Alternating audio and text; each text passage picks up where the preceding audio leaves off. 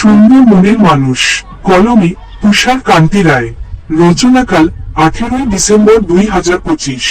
আমি একটি অধম ছেলে, দেখতে আমি খারাপ, তবুও আমাকে প্রথম দেখে করেছিল ভাব।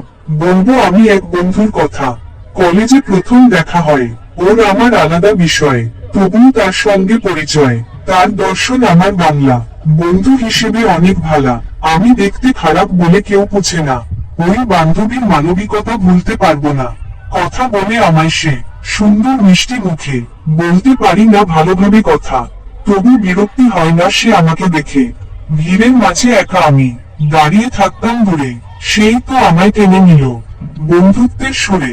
কৃতজ্ঞ আমি তার কাছে এই বন্ধুত্বের টানে। এমন মানুষ বেঁচে থাকুক সবারই মনে প্রাণে।